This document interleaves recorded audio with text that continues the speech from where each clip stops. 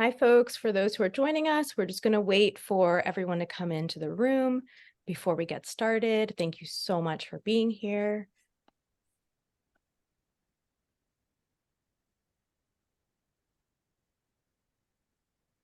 And we are just going to give it another minute for all the participants to be able to enter the room.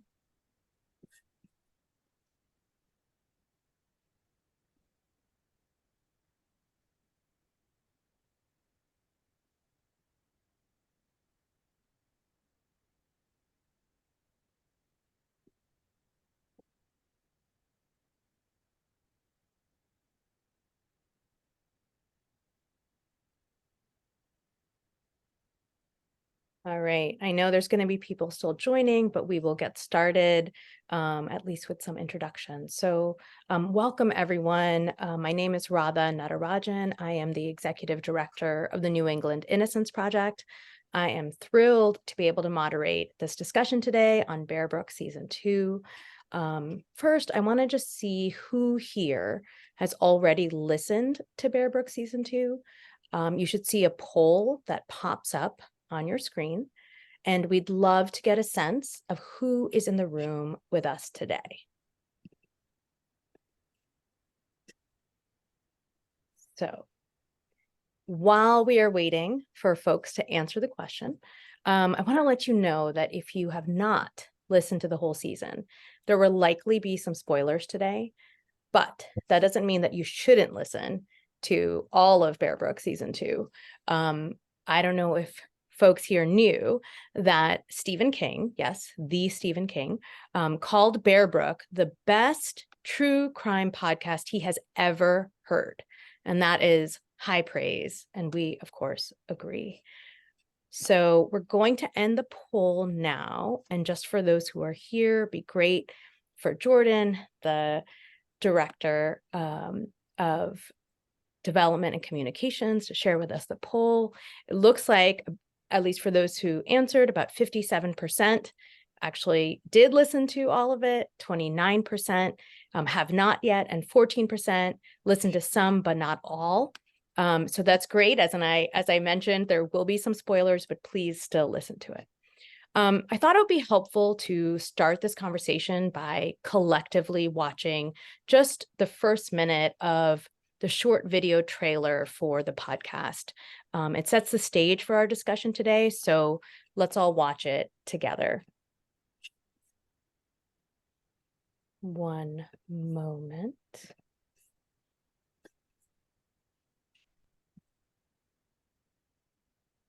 Of course, when I want to play it, it is not here. There we go.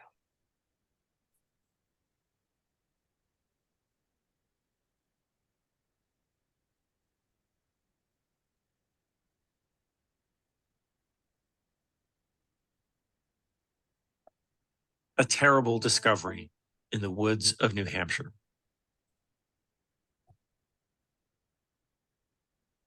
In 1988, just 15 miles away from Bear Brook State Park, police were called to the scene of a murder. A woman, 7 months pregnant, had been stabbed and strangled. This time, police solved the mystery. They tracked the killers and got them to confess. Anyway, we got there, she struggled. Jason drove the knife in her back, stabbed her again. I choked her.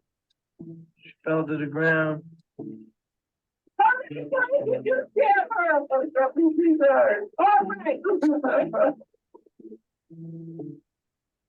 But what if it was all a lie?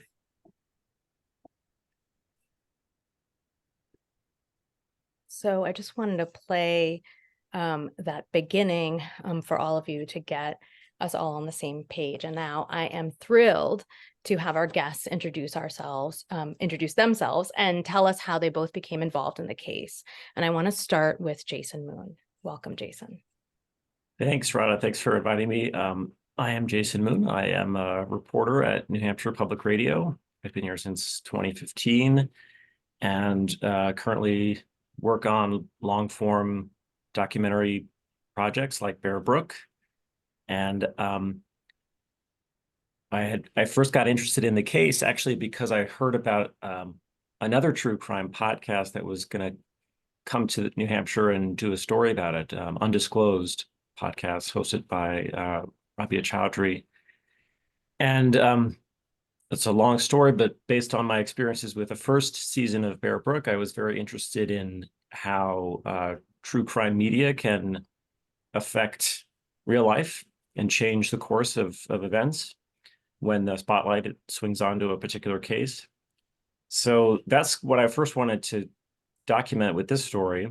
I kind of tagged along with Rabia and crew as they went around the state reinvestigating the case. But then I also learned about the underlying case and what happened with Jason Carroll's confession, got very interested in the science of false confessions, and thinking about it through the lens of this sort of meta true crime frame that I went into the story with, helped me see those same things happening at all layers of the process, all throughout the criminal legal system.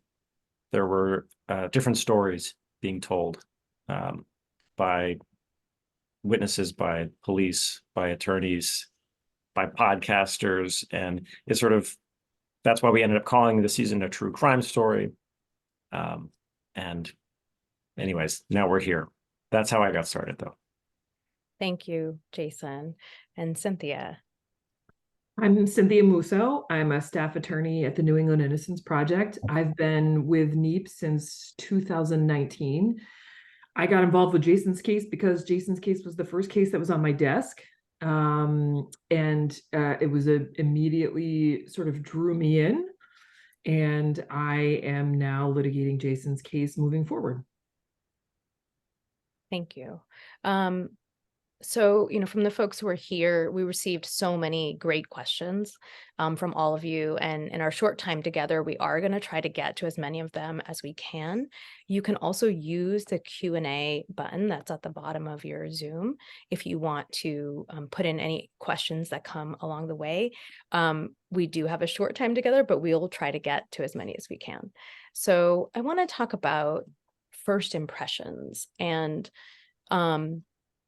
for both of you, when you began working on the case, and I know, Cynthia, you said it immediately drew you in. So I'm interested in, what were your first impressions of the case and what stood out to you in your initial review? Can you talk about that? Any emotional reactions? What keeps coming back to you from that initial review, starting with Cynthia? So immediately, the first thing I read was the transcripts of Jason's trial. So it's a recorded, paper recording you can read, all the testimony that everybody gave at the trial. And I was a public defender for a long time before coming to NEP. And so I've seen a lot of criminal trials and I've met with a lot of folks that were charged with crimes. And the thing that immediately stood out to me about Jason's case was how little actual physical evidence existed really at all, according to the transcripts, and how much that physical evidence really didn't line up with the things that Jason had told the police. And even though I knew Jason got convicted because it was a case that was sitting on my desk as a conviction of somebody who was falsely convicted, I found myself reading through this transcript thinking, there's no way this guy's going to get convicted. There's no way the jury's going to buy this. And then by the end, of course, you know that they are, but your brain keeps telling you, no way. They're going to see through this. They're going to see through this. And they just didn't. And I think for me, the response was, and maybe different than the way other people experience it, I guess, because I've been in the criminal legal system for such a long time, you start to learn that these trials are such a show and really just portray this one aspect and this one narrative and this one story. And so I knew there was another part of that story somewhere else.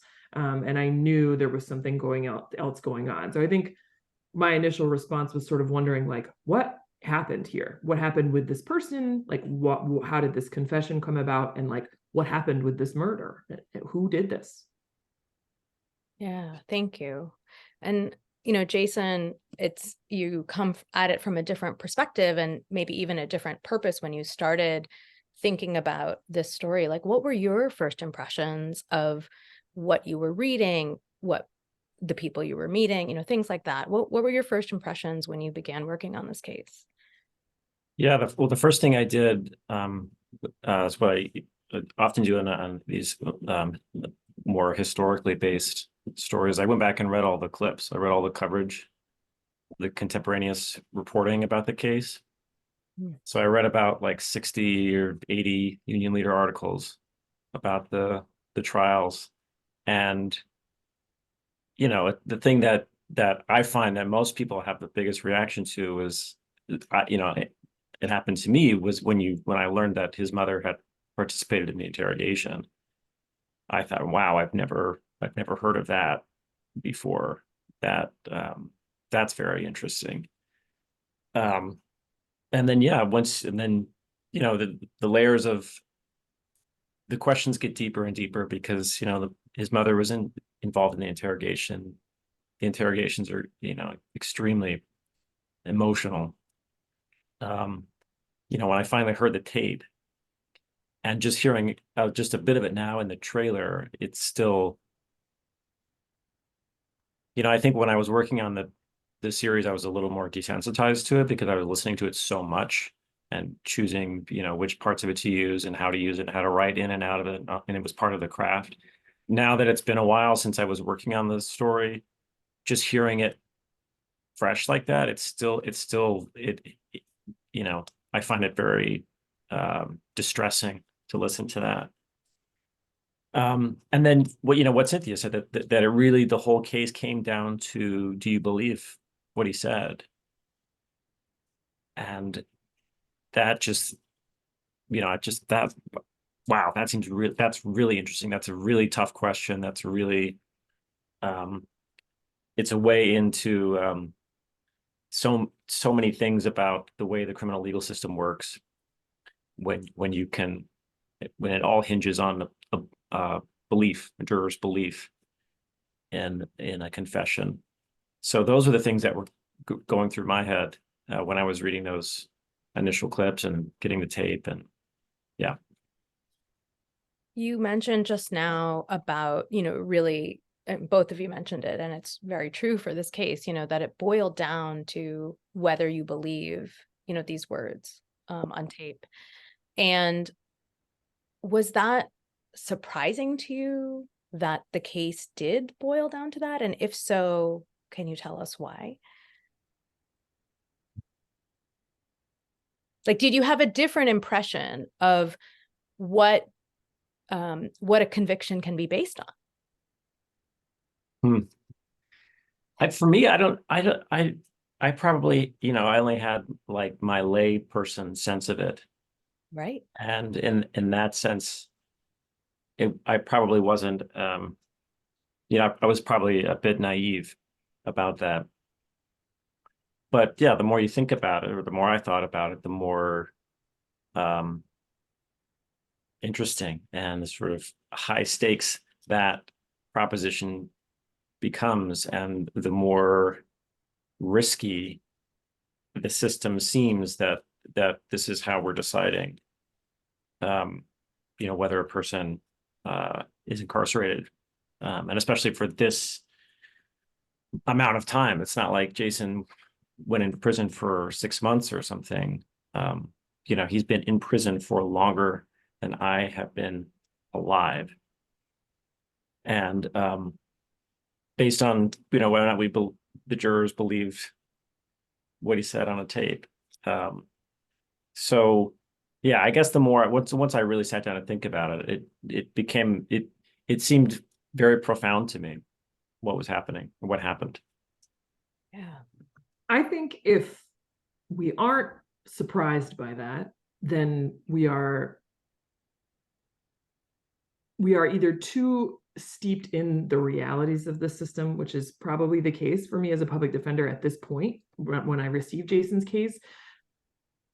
But I think that's the idealism that we hold this system to. We believe in the truth of the system. So the idea that somebody could be convicted based on this sort of one word of mouth is really hard to understand and not be shocked by. And I think it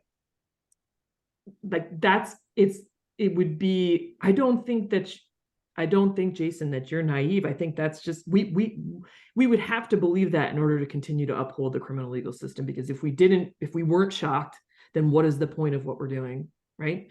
If we're not shocked by this, then what are we upholding? Is a system that like continues to produce these kind of convictions based on very little evidence we just don't feel good about. And if we really felt that way, we really shouldn't be doing it this way in the first place. I think for me, I was not shocked. I don't think we should be doing things this way in the first place.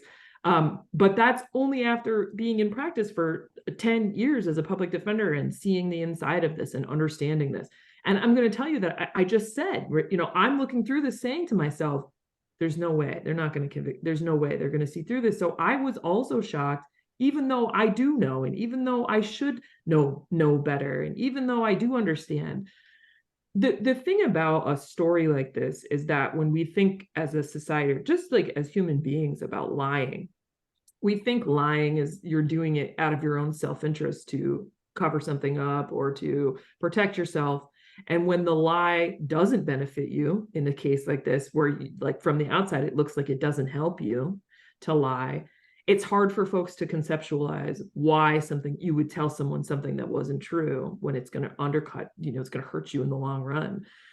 That's, of course, not the perspective that folks have when they're falsely confessing. In the moment, they think it is going to help them. That's exactly why they're doing it. But I think it in especially adults, like it's much more difficult for juveniles, but especially for adults, it's difficult to understand. How can you not see that what you're saying is going to hurt you in the long run? And so I think in that regard, I think it's very hard for everybody to understand why you would falsely confess. So I think it's very easy for people to accept that it's true and then to say, case closed.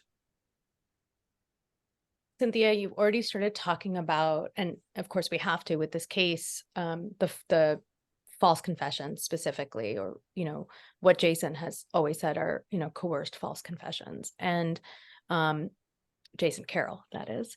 And I want to turn back to you, Jason Moon, to ask, can you talk about the power of those? Why do those work? In your reporting on this and speaking to people and your own education through this process, to the extent there was, that evolution in thinking about and understanding false confessions, can you talk about why they have so much power and what misconceptions either you had or you've recognized that are, exist in the public? Yeah. I mean, I think it's what Cynthia was just saying, that it is so profoundly counterintuitive to imagine that this is possible. Why would you do this? And yet the fact is it does happen. We know that beyond any shadow of a doubt. There are, hundreds of exonerees who confessed to the crimes that they were convicted of, later shown that they could not have been there, or DNA tests excluded them as the perpetrator. So we know it happens. So for me, that's just like as a reporter, as a journalist, that is just such a it's like a perfect situation for me, because it's like, okay, why is this happening? And then the answer is really interesting and really important that we actually understand it. So it's like a fascinating psychological phenomenon that has really, really high stakes. And so I, went down the rabbit hole on reading the psychology and the research that has been done in the last 30 years on this. And I just thought it was fascinating and something that, frankly, I think everyone should know about. And once you understand, some of the factors that lead to false confessions, what actually happens in a lot of interrogations, you can chip away at your sort of intuitive sense of like what people would do or wouldn't do, because I think it's a sort of unfortunate reality that for most of us, our understandings, our sort of like background base level understanding or imagination of what happens in a criminal investigation is based on TV. And a lot of that stuff is wrong. Very wrong. And so it just really helps to actually, read the research, and not that everyone can just do that, but, understanding like, oh, how long is a normal interrogation? Well, there's actually studies about that tell you how long are the ones where people are falsely confessing. Oh, they're like 7 or 8 times as long. They're like an average of 16 hours or something like that.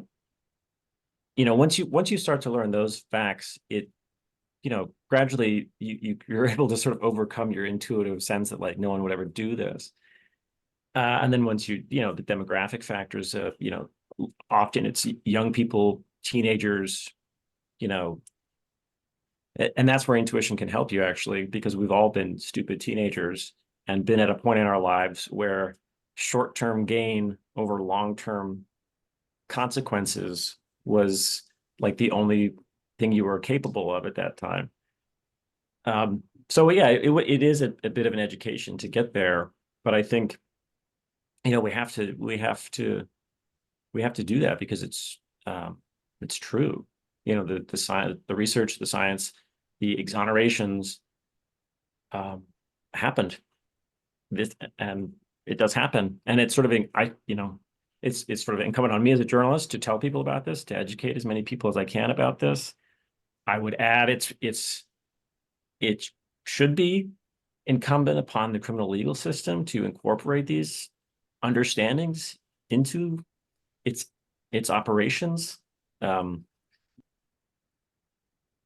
You, Cynthia, could probably talk more about this, but the court historically has not always been the best when it comes to science, which is another topic that I find very interesting.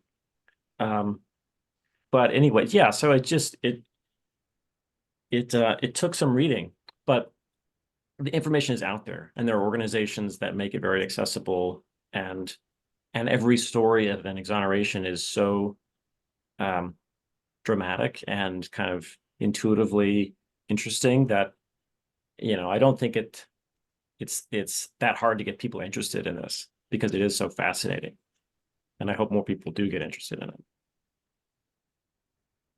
Cynthia, I want to follow something that Jason said and ask you about it. He is talking about sort of like the deep dive he did into the science, right, to understand what happened in this case. Can you talk about, for the folks who are watching, sort of like, was there any presentation of that science, or was it even known at the time of Jason's conviction? So what did the jurors know when they're the ones kind of analyzing this case, before? And would that be any different now? Can you talk about that? Yeah, so I think that's a great question, and I think it kind of ties into something that Jason just hit on, which is this idea of the play of science in the courtroom in general. So the court is sort of always 2 steps behind science when we're, at least when we're talking timing. So I used to live in a little town in upstate New York, and we would always get the popular music like 2 years past when it was popular. So we had the Tootsie Roll in like 1998. Everybody else had it in like 1996. I always think about court that way. It's like the court is my little town in upstate New York, and science is moving at the pace of everybody else. I think the reality is that although there was some studies around false confessions, because certainly we started collecting, keep in mind that we started collecting data on wrongful convictions generally in the 80s. That's when we started collecting data on these wrongful convictions in general. We didn't even develop this concept of like, these are related to these factors until later, when we were able to analyze that data and think about that and say, what is leading to this? What are the things that we're seeing? What are the correlations? What are the red flags? So the concept of false confessions was not even really fully realized, although it was probably something that was discussed. The concept of statements being given voluntarily has been in legal case law and in statutes for a long time. A real scientific understanding of what reliable confessions look like is a completely separate issue from the voluntariness of a confession. I shouldn't say completely separate. They're related, right? But they're not totally overlapping circles. So the reality is that now we can really draw a lot of parallels to those things and explain to the court in a different way why this science impacts the reliability of these confessions. And the fact is that I don't think we could all agree that we don't want evidence that's not reliable being used in court to support a conviction, right?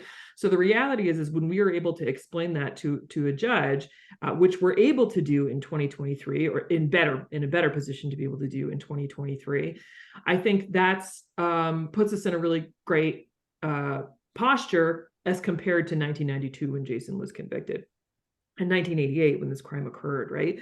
So the reality is that that's just, yes, there's been a lot of growth. That being said, it's still very difficult to get science merged into the court. We're lawyers. The joke about lawyers constantly is that we don't do math and we don't do science, and that's joked about from law school on all the time. So our brains are word brains, and we're argumenters, and we're arguers. I just said argumenters instead. I was a word person. We're argumentative, and we're wordsmiths, and that's what we do. We write, we read, we talk.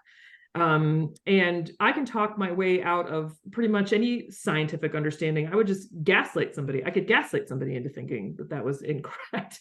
So when you're trying to present science, which is really, it's the opposite of gaslighting. You're trying to present facts and you're trying to marry these concepts in, the law is very black and white and science lives in gray.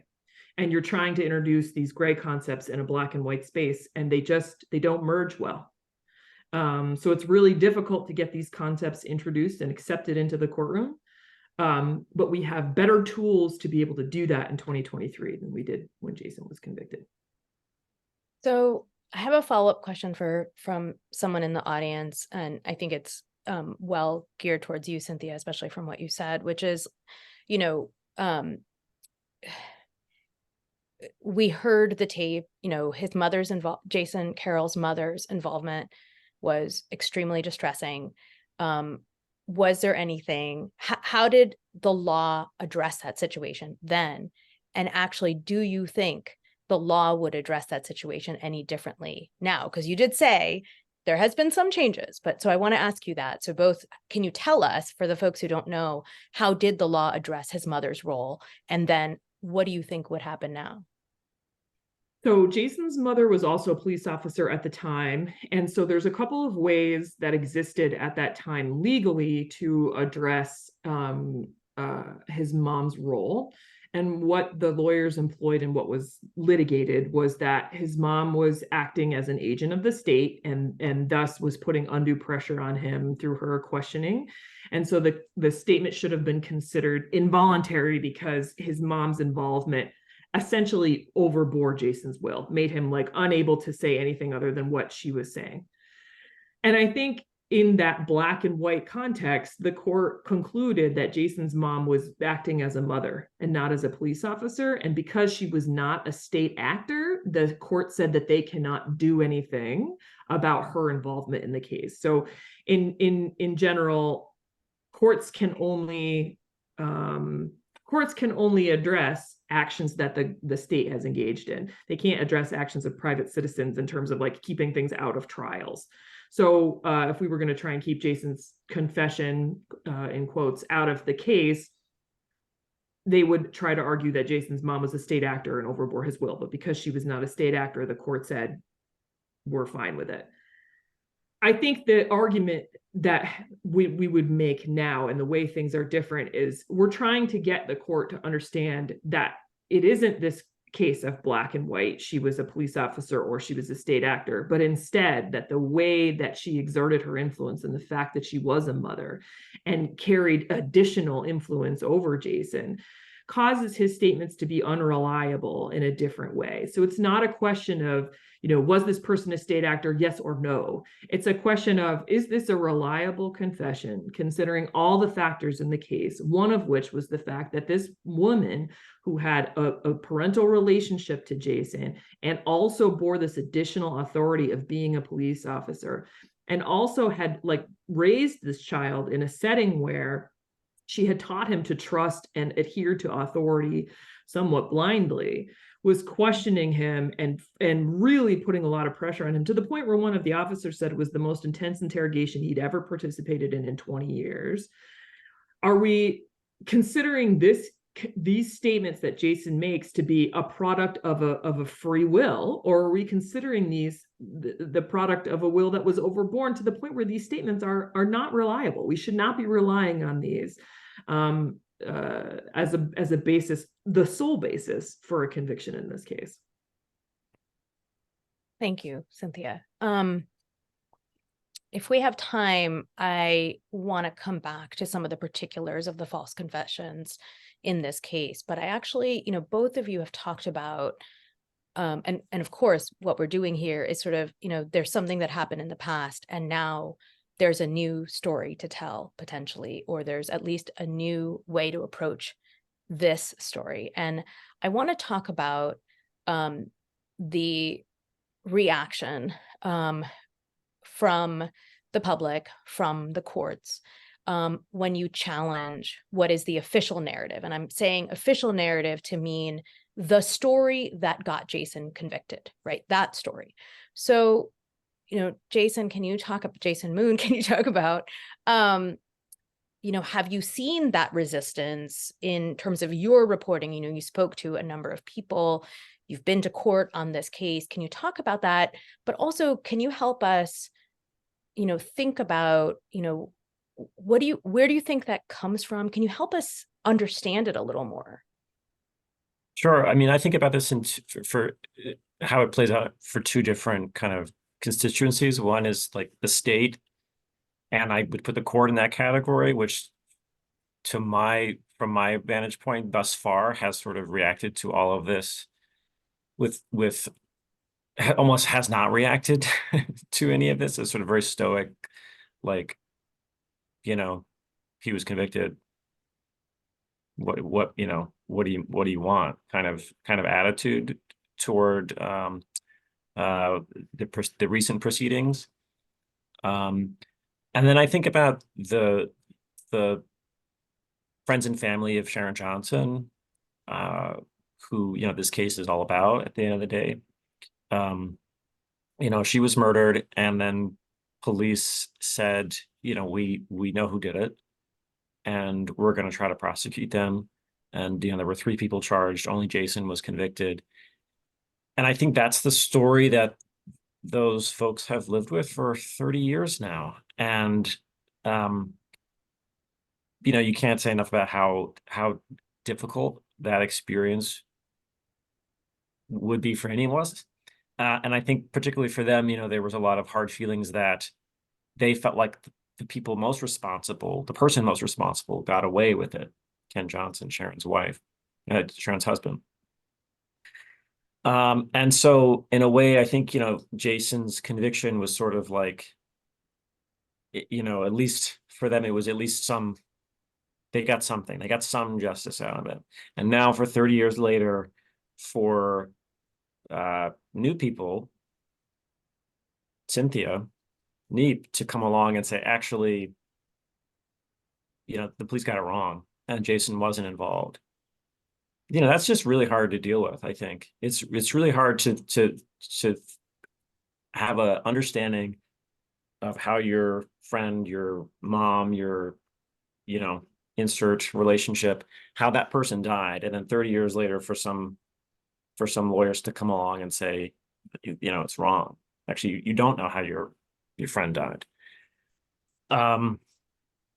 So I think that's tough. And I think, from, there are some of Sharon's friends that I talked to who, were at least, somewhat open to the idea, who, live in the same world that we do and see stories elsewhere of exonerations and, understand that like the courts and the police can get things wrong sometimes. And so I think there is a little, crack in the window for those folks. And for others, I think it's pretty well shut. They're opening to any other possibility. And that's really, if Jason truly was wrongfully convicted, that's just another tragedy, another tragic outcome of a wrongful conviction. It's not just, it's bad enough if Jason has been wrongly imprisoned for longer than I've been alive. It's bad enough that whoever actually killed Sharon Johnson was not held accountable, and then you have the impact on the family and friends who were maybe told a lie, maybe comforted by a lie for all these years. So yeah, it's a painful process challenging these official narratives, because it's a traumatic event. It's an extremely difficult thing that happened. Absolutely. And thank you for that. Cynthia, Jason is talking about sort of people who were directly impacted and some of the ways in which the emotional reaction is really hard and sort of forecloses a new narrative for reasons that I think all of us can understand. But I want to ask you, especially since, we have been in court, you have been in court on this case once already, and also, of course, this is not the only wrongful conviction case you have on your plate. How much of overturning wrongful convictions, in your view, depends on the court's openness to questioning that official narrative? And how hard is that? Yeah, I think this is such a hard question, because I think this is again one of the spaces where we want to believe that the court is going to do justice, and the prosecutors are specifically tasked with doing justice, and the government is supposed to not represent somebody specifically, but people as a whole and the people's interests as a whole. And so I think it's hard for us to accept as I said before, I think the court really likes to see things in black and white spaces and put yes or no's on things. So a conviction, there's guilty and there's not guilty, right? There's not kind of guilty or a little guilty or guilty but. It's just guilty or not. That's it. So once you've been found guilty, in the court's estimation, and in the estimation of the eyes of court staff, and in the estimation of society in general, that's it. We're all done with this. And we don't want to not be done with that, because that makes us feel bad, makes us feel unsafe. We've conceived of this idea that the system is supposed to keep us safe. This makes us feel unsafe. If that's not solid, if that's not real, if that's not final, are we okay? And if it's not, and this is, it brings me back to an earlier point, which is like, if we're doing this wrong, then we're going to have to fix it. And what are we going to have to do to get there? I think the court, the judges are inherently in a position of upholding the criminal legal system. So the practical reality is they're in a position where they want to say the system is working and it's working effectively. And there's two ways you can look at post-conviction work. To go back to my black and white, either this post-conviction work is catching these cases so that we are in a system where we're able to continue to live this way, because there are this post-conviction zealous litigation, and the court is going to be open to that and listen to that because they see that as part of a solid justice system. This is catching the mistakes that were made. Or there's this other perspective that post-conviction litigation is pro forma. In other words, we're just going to do it to do it, and I'm going to check the box, but the conviction is the conviction and that's finalized. And when the court takes that position, it's very hard to overcome. So the acceptance of the narrative is pretty solid at that point. We're accepting whatever was adopted through the conviction itself. So the reality is that whatever was said that is the most convincing facts, that's the facts that we're going to move forward with. And I use facts as a very loose term because, of course, we know that facts change and facts are not as always solid as we think they are. So I think a lot depends on the court's openness. I think that's sort of the primary factor in a lot of these cases. And we've seen a lot of movement in courts that have been like, listen, this is a place where we can catch mistakes. Why would we not engage in this process? This is part of the process. We can, engage in this process and still have a system that's solid. And I've also seen courts that say, this is a conviction. The conviction is the conviction is the conviction, and I won't accept anything that doesn't align with that. When that becomes the case, it's really difficult to overcome that emotionally and in the courtroom on all fronts. Yeah. We've talked about sort of the court response as well as some, community response or directly impacted response. And I wanted to also just ask, there was a number of folks who, when they registered for this, asked the question, since this has been opened up again in the sense of like, it's back in court, it's in 2 podcasts, right? Has there been any investigation from the police or prosecution into this case? And I see you, Cynthia, shaking your head. So I want to turn to you first to answer that, unless maybe it's just a no, maybe you don't need to say anything more. I think it goes along with this question of accepting an official narrative, but do you want to say more about that? Exactly. So I think the reality is that like the narrative from the perspective of all the state actors in this case, essentially, is that this case is closed, solved, and resolved, and there is no need for any further litigation or investigation on anybody's part because the case is solved. They see the I don't know to what extent they've paid attention to the coverage of the media, but I know that their legal response to our filings is essentially like, there's a confession. The confession is not proven to be not true, and therefore it is true. I don't think there's definitely not been, this is definitely not a reopened case that I'm aware of on the police's side, and the state is unconcerned with it and considers it a closed, why are you trying to reopen this issue? Jason, do you want to add anything to that? I mean, you said it was kind of, I think stoic was the word you used to describe the response, but I'm curious, is there anything more you want to add to that? Yeah, I mean, that's pretty much my impression as well. I do know, the prosecutor involved has talked to some of the original investigators, but I think in terms of like actually like a reinvestigate, I mean, look no further than the motion to test DNA and the state's objection to it. I think if they really wanted to, if they were really open to, maybe something bad happened here with our investigation, they would just test the DNA. So I think the fact that they're not willing to do what is like kind of the lowest possible hanging fruit of just test the DNA evidence suggests to me that yeah, just what Cynthia said, that they consider this case to be, successfully solved and prosecuted. So for folks who don't know, even though we said there was going to be spoilers, so the last episode of the podcast does involve both of you actually being in the courthouse, examining the physical evidence that was collected in this case so many decades ago, and does have the potential to create new evidence in this case, especially DNA evidence. For folks who listen to it, I think both of you were emotional in that episode in different ways. And I want to turn to Cynthia first and can you talk about what that meant to you and what it means to you now?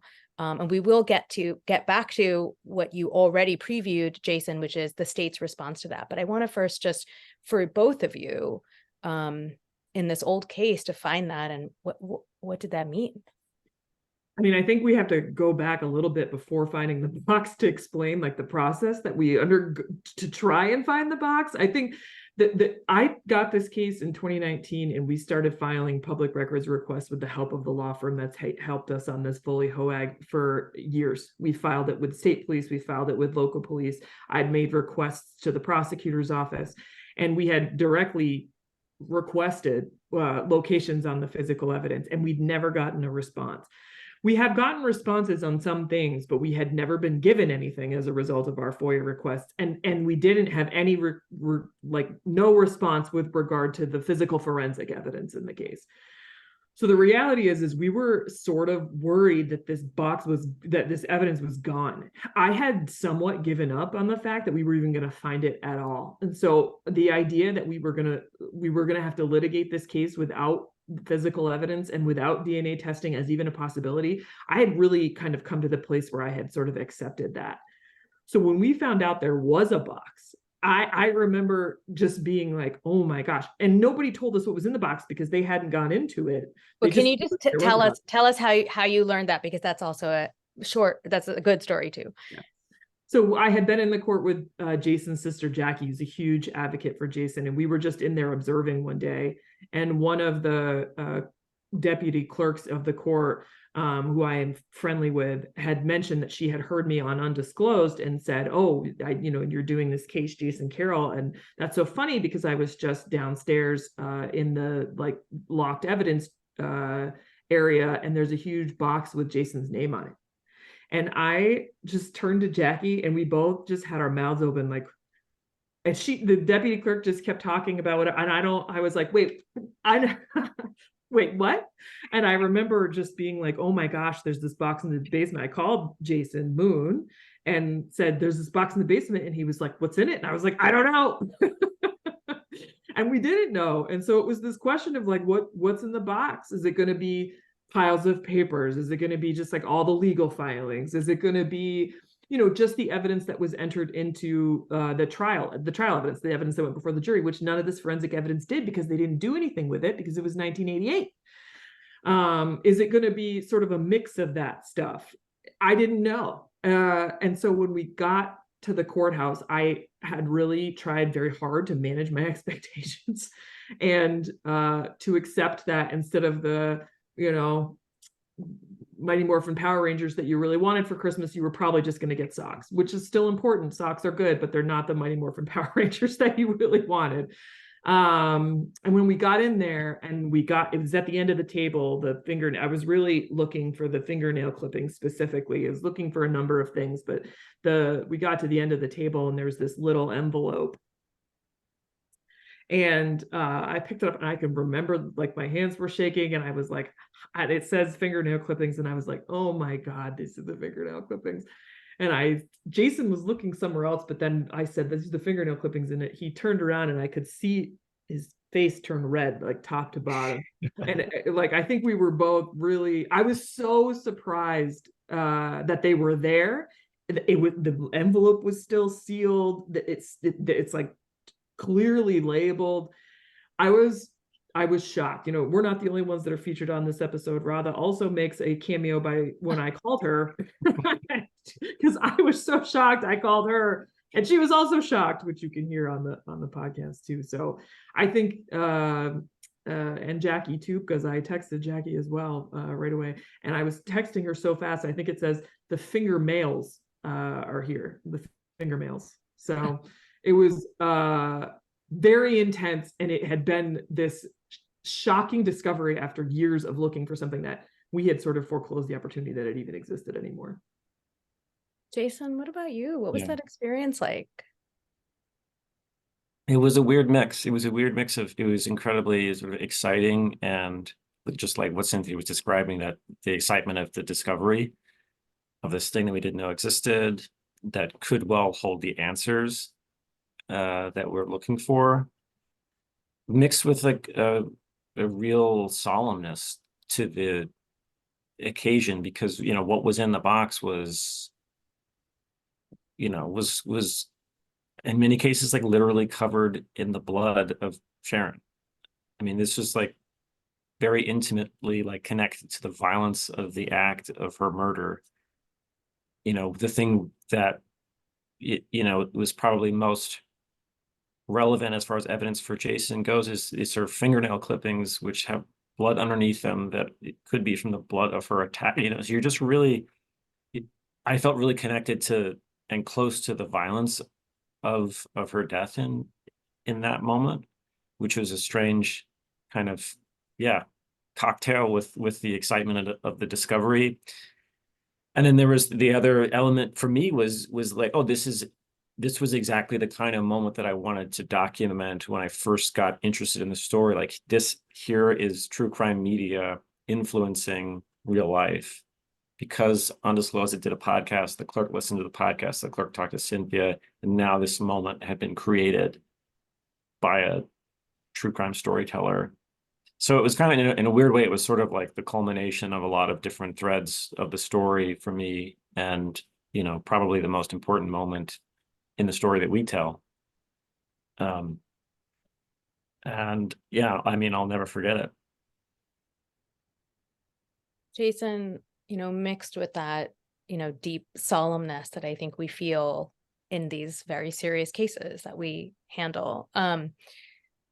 You said something very interesting, which is that, the things that you were looking at has the potential to hold the answers that we're looking for, right? Yep.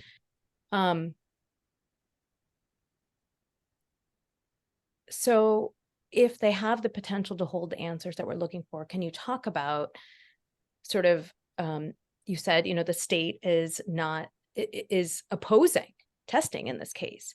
And you had a reaction to that in the podcast itself, but I want you to talk about, what was your response to finding out that the state was opposing it and why they were opposing it? And sort of like, how do you understand that?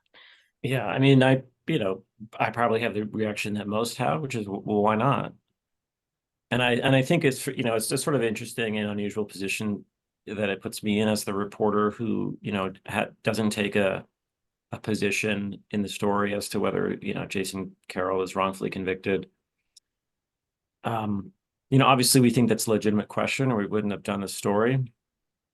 But in terms of, it's not my role to just to come up with an opinion about that. It is my role, though, to try to find the truth, to try to find out more information about what happened. And so to the extent that the state's position is sort of directly in opposition to that, it's, I have to point that out and just, voice our, it feels akin to like the many times I've filed a public records request and the state has denied it. And I'm like, why? Why can't we just know? So it feels a little bit like that, just kind of like times 100 or 500.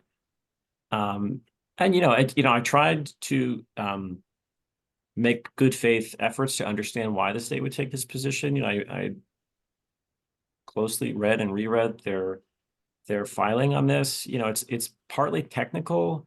It argues that NEEP didn't meet certain thresholds under the statute to get the testing done, but it also takes a position that that the position the state takes is that there's literally no scenario under which DNA testing exonerates Jason Carroll. I think that's an exact quote from the state's objection. And I just think, as a matter of like logic, I don't think that's true. So, and I just have to say that as a journalist. So it's, I'm,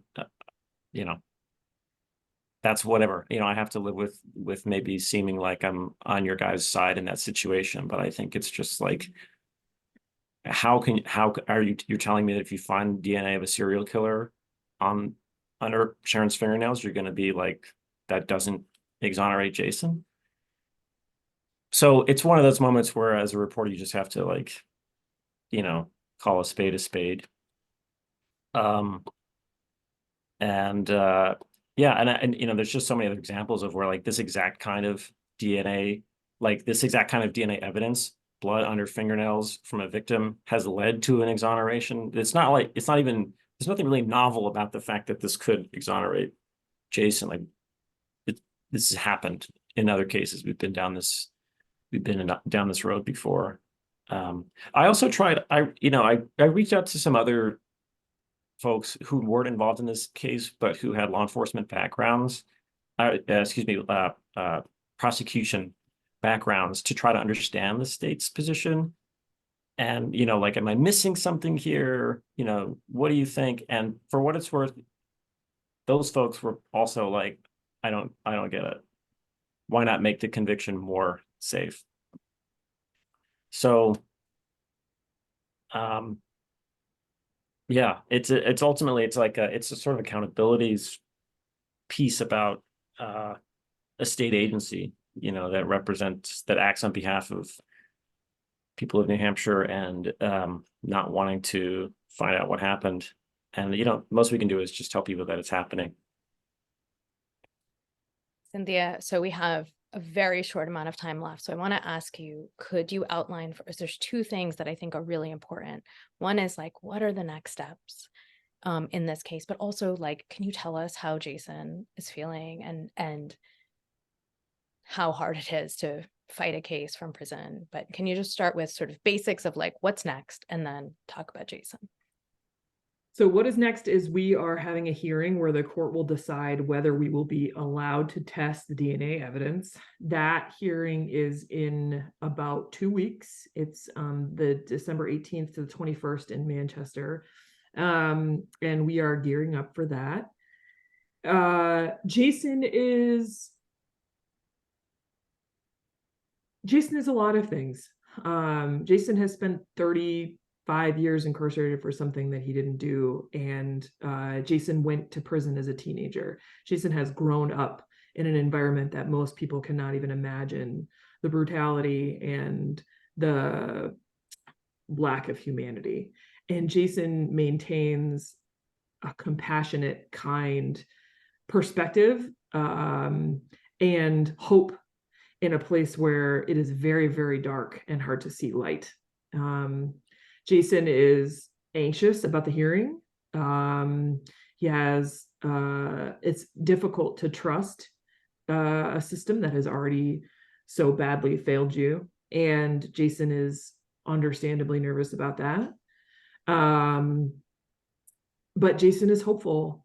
And so are we.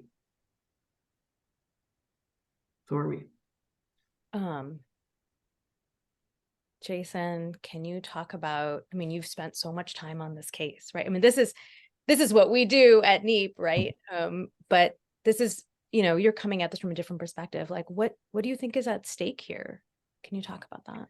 Well, one thing we haven't mentioned so far is that, you know, this has never happened before in New Hampshire, or no one has ever been exonerated of a murder conviction in New Hampshire before, which, you know, when I talk to people who don't live in New Hampshire about that, they're like, what? So I think that the added significance, you know, beyond the personal stakes for Jason, which, you know, basically could not be higher. But there's a sort of historic element to this, because when you look at the situation we have now, where New Hampshire has never exonerated someone convicted of murder, there's basically two ways to explain that. And one is that we're just doing it better here, and we don't get it wrong in New Hampshire. Or the other one is that, you know, no one's really been looking before. And, you know, there's not really a tradition of, you know, Cynthia was talking earlier about, you know, the attitude courts take to post-conviction proceedings. There's not really a tradition of that in New Hampshire courts. So, you know, who knows what will happen, but if Jason is exonerated, I think that's a huge kind of milestone for the state's legal system. So that's, you know, as if the stakes weren't high enough, I think there's that sort of added element to what's going on. Can you both spend, I don't know, 30, 45 seconds, if you can, to tell us what people listening here can do, either in general, in what they can do specifically in this case? Is there anything that you want? I know a lot of people have asked that question. I'll start with Jason and I'll end with Cynthia on that question. Well, I mean, as a reporter, I can just say, like, you know, educate yourself. You know, we try to make it easy by making stories that are compelling and suspenseful, and gripping and full of real people with real stakes. So listen to Bear Brook season 2. You'll learn a lot about false confessions, if nothing else. But there's also a lot of other great reporting out there. Netflix documentaries and the Marshall Project is a great news source for criminal legal system reporting. Yeah. And I so- agree. You should listen to Bear Brook. Season 2 is my preference, but season 1 is also good. And the reality is when you educate yourself about these things, take that information with you when you vote. Take that information with you when you participate in community meetings. Take that information with you when you consider stories in the news about, you know, people being accused of and convicted of crimes. Take that story with you when you get called for jury duty. And think about all of those sorts of things when you're assessing evidence in these criminal cases without jumping to conclusions. I think those are the biggest ways. I mean, you know, serving on juries and voting in these local elections, participating in these small community meetings where you're going to be able to say, listen, I know there's some issues here. I don't think we should be so hasty and you know, move past this without considering the scientific basis of these things. You know, continue to donate to organizations like NEP who are out here trying to find these convictions, locate them, and then, you know, teaching these larger lessons about the criminal legal system in general. Thank you. I want to thank both you, Cynthia, and Jason. I mean, I think as you already talked about, it is, you know, the things that happen in court happen behind closed doors, and most people don't know what's happening in our names. And both of you, because of your participation in that, not just this event, but of course the podcast and sort of much more than that, is really critical for us to have people involved in that and understand what's happening. And also, I just want to thank everybody who attended this. Please stay connected with us, because of course there's lots of things still happening, and we want you to be a part of this journey for freedom for Jason Carroll. So thank you so much. Thank you. Thanks, everyone.